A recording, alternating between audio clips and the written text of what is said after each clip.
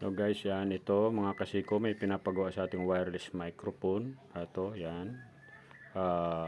Ang naging problema nito ayaw tumunog.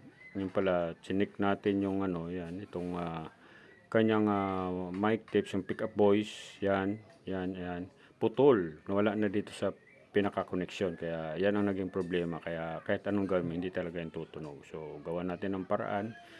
Sana yan ang problema. Pero 100% yan ang problema yan. Kasi hindi na siya naka-connect. Okay, yung buong system ng microphone. Hindi na siya naka-connect dito sa kanyang pick up voice or mic tips. Okay. So,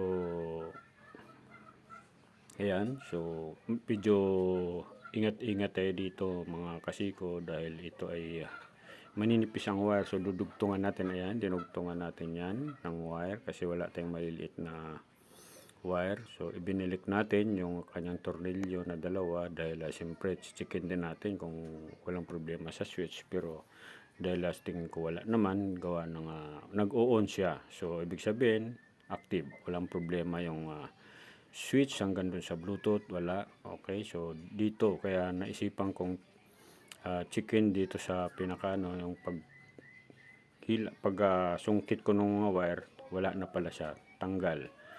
Pwedeng nahulog ito or baka na alog-alog, pero hindi siya maalog-alog dahil masikip yung ng microphone na to eh.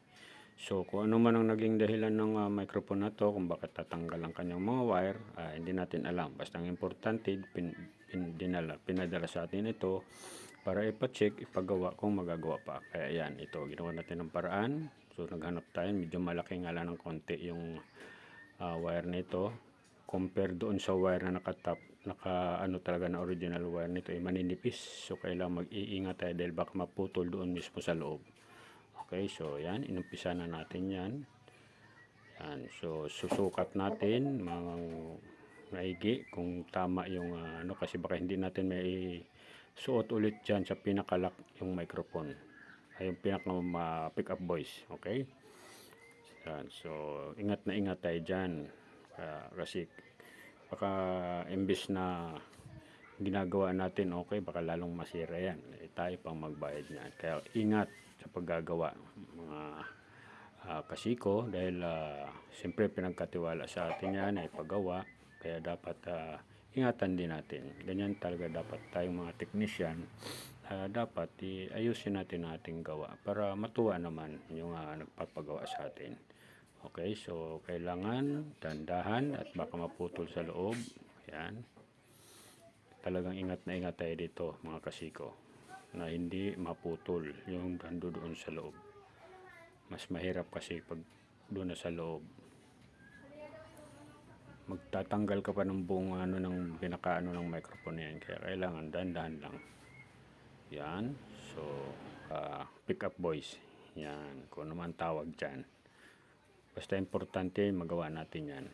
Hindi na issue dyan kung ano mang pangalan yan. Basta importante may balik natin ng maayos. At ingatan natin na magkamali ang lagay natin doon sa positive and negative. Okay? So kasi meron itong kailangan hindi magkabaliktad. Kasi papangit ang tunog niyan. Or pwedeng hindi rin siya tumunog. Okay? So yan. Dahan-dahan tayo dito mga kasiko kasi mahirap na. Yan. Sige lang. Hinang-hinang, hinang-hinang, dahan-dahan ang hinang. Medyo mahaba-haba ang video natin.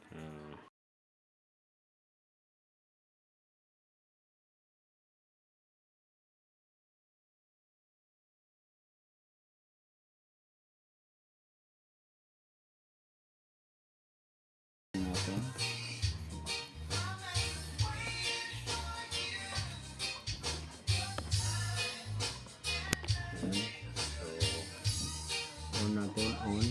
Asan yung on? So, on. So, natin itong on. Welcome to use the Bluetooth speakers. The Bluetooth device is ready to pair. Low. Low. Na. Ayos na. Kumana na. So, yun lang yan mga kasiko. Kailan maging maingat lang kayo pag nag-review kayo ng ganitong mga ano. Unang-una, basic, dapat step by step. Pagka ganitong microphone na hindi gumagana, lalo na wireless, dapat check nyo muna yung switch kung okay pa. On nyo, pag nag-on ito or pag nag-on ito, bisan okay pa, active pa to. Tapos check nyo, sunod yung microphone. Ito, check nyo. Kaya kamukha niyan, nakita ko microphone ang may problema. Kaya yun, okay na. Low sound check, o diba? Maganda tunog nito.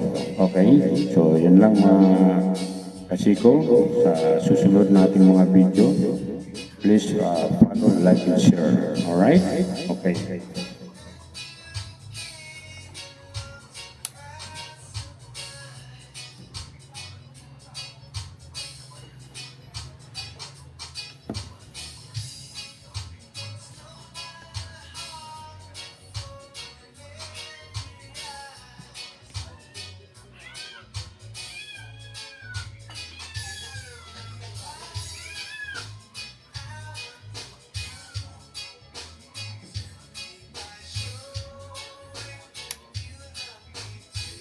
Welcome to use the Bluetooth speakers. So, Low sound check. Ready to pair. Yan, lakas ng kanyang feedback. Low sound check. Low check. Low sound